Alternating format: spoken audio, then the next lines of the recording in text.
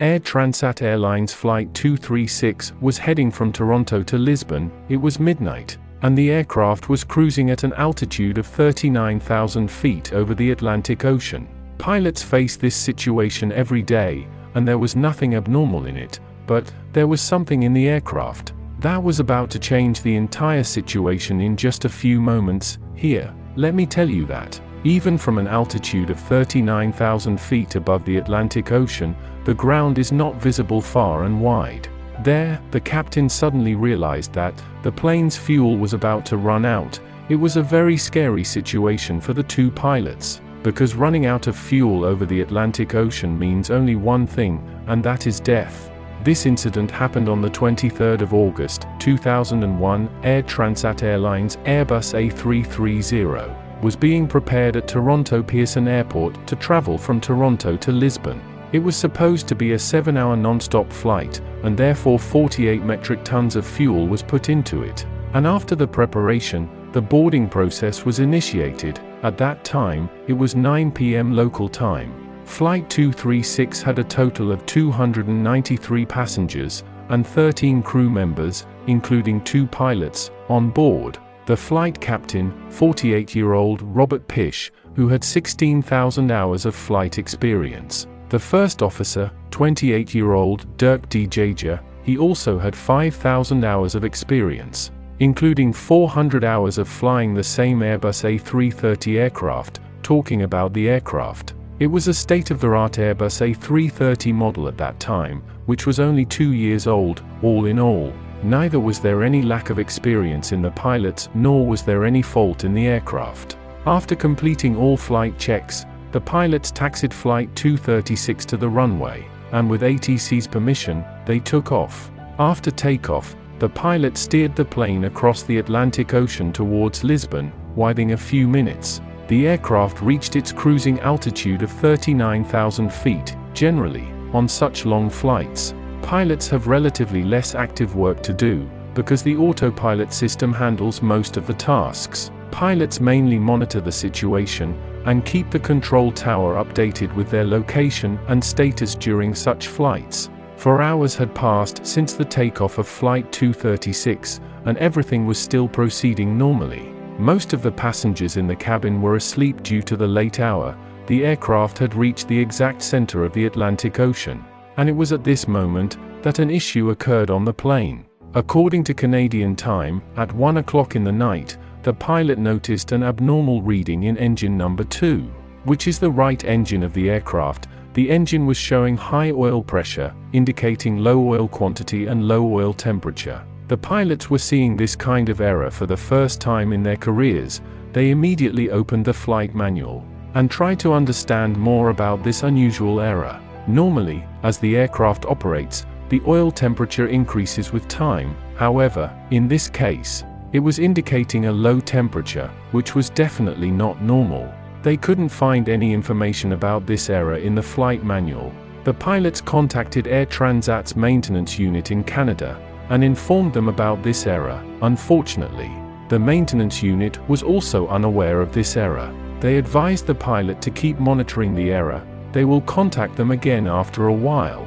Although the faulty oil readings were showing in the right engine of the plane, but there was no problem whatsoever in the flight. The pilots relaxed, thinking that perhaps a faulty sensor was causing incorrect oil readings. But after half an hour, another advisory message was displayed in front of the captain. This message was not related to oil, but related to fuel. The fuel of commercial airlines is equally distributed in their wings, and it was noticed that the 2 wings of Flight 236 do not have the same amount of fuel. The quantity of fuel in the right wing was less than that of the left. Now, this issue wouldn't normally be considered so serious, because this issue could be fixed during the flight itself. The captain opened the cross-feed valve to address this issue, from which fuel started to flow from left wing to right wing.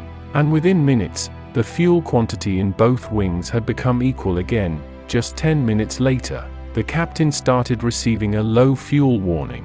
This was the kind of issue no pilot wants to face, especially on a plane full of passengers. The pilot noticed that the fuel in the right wing had decreased again, and now, even when combining the fuel from both wings, there wasn't enough to reach Lisbon. This time, the matter had become serious. There were very limited options available for diverting the plane in the middle of the Atlantic Ocean. Actually, they had only one option, and that was Azores Island. These islands are part of Portuguese territory in the Atlantic Ocean, where there is an airport on the island named Terceira. The captain contacted Santa Maria ATC in the first place and informed them that they were going to land at that airport due to fuel shortage. But the pilot still wasn't sure whether they would be able to reach that airport or if they might have to land in the ocean. At that time, the aircraft had approximately 7 tons of fuel left, which is around 7,000 kilograms. While it might seem like a lot, in reality, it was only around 6% of the A330's fuel capacity, and that too was diminishing rapidly. But the question is, why was the fuel getting low in the first place? Was there another faulty sensor giving incorrect readings this time, or was there actually a fuel shortage? A decrease in fuel can only occur in one situation. There might be a fuel leak happening somewhere. To find out, the captain gave instructions to the flight crew to go and monitor the trailing edge of the wing. If there is a fuel leak, then surely there will be an indication from there, but due to the darkness, the crew could not find any such indication. Now, the condition was that 1 ton of fuel was depleting every 5 minutes. Now it is clear to the captain that the fuel is leaking from somewhere. They now had only 25 minutes worth of fuel left. During this time, it was not even possible to reach Terceira Airport. Meanwhile, the captain and first officer were continuously in contact with the maintenance unit and ATC. The maintenance unit gave instructions to the captain to descend the aircraft from 39,000 to 20,000 feet to confirm the fuel leakage. But the captain declined to do so, as they believed that, even if the fuel leakage was confirmed, it wouldn't be possible to ascend the aircraft back up. At least they still have the option of gliding at 39,000 feet for now. In the next few minutes, all doubts were dispelled when a fire erupted in the right engine of the aircraft. Upon seeing this, panic spread throughout the aircraft, and the clouds of fear swept away the tranquility of passengers who had been peacefully asleep. The aircraft now had about 4.5 tons of fuel left, and only one engine remaining. With just one engine, it was not possible to continue cruising, so a gradual descent in altitude began. On the other hand, emergency was declared at Terceira Airport. Fire trucks and emergency crews initiated their preparations to handle any kind of situation. The aircraft, which was still 240 kilometers away from Terceira Airport, now had only 600 kilograms of fuel remaining.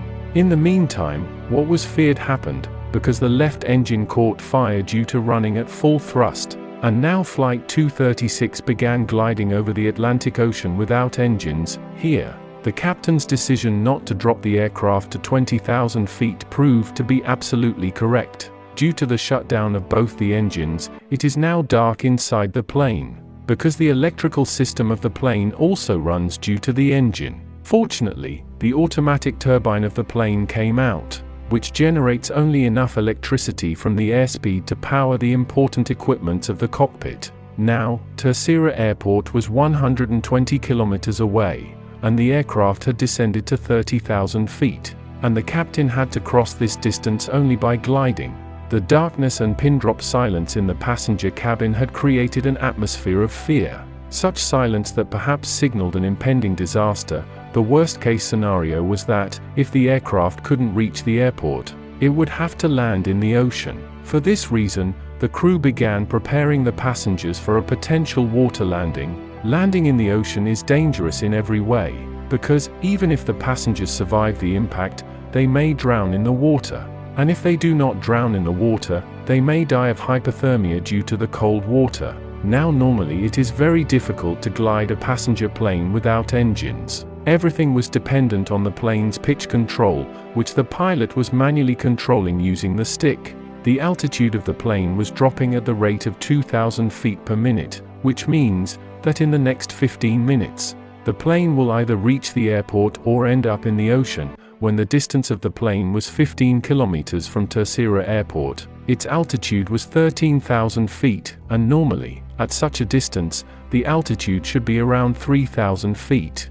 Now, if the pilot lowers his altitude by performing a nose dive, the speed of the plane will be very fast, and in this situation the possibility of crash landing is very high. That's why the pilot decided to perform a 360 degrees turn right there. Once the turn was completed, the distance from the airport remained the same. While the altitude had dropped to 5,000 feet, this altitude was still high, but not high enough to make another 360 degrees rotation. Therefore, the pilot aligned the plane's position with the runway, and executed a series of S-turns. Due to the S-turns, the plane's distance from the runway increased, and it got more time to lower its altitude. In normal conditions, during landing, flaps are extended to create drag, and engine thrust is increased, causing the plane's nose to pitch up.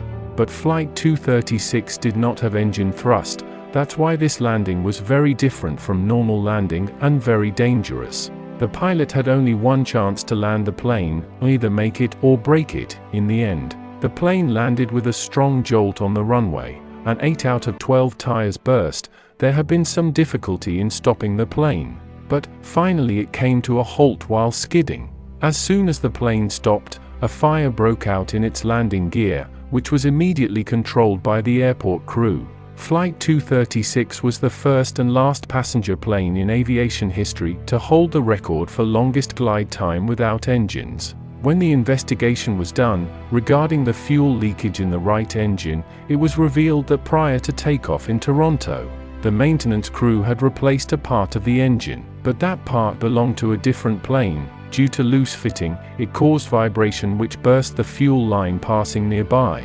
After this incident, Airbus installed a new system that will allow pilots to detect fuel leakage during flight in the future. A year later, Captain Robert Pish and First Officer Dirk de Jager were honored with the Superior Airmanship Award for performing a dead-stick landing on an Airbus A330. I hope you got some information from this video. Thanks for watching.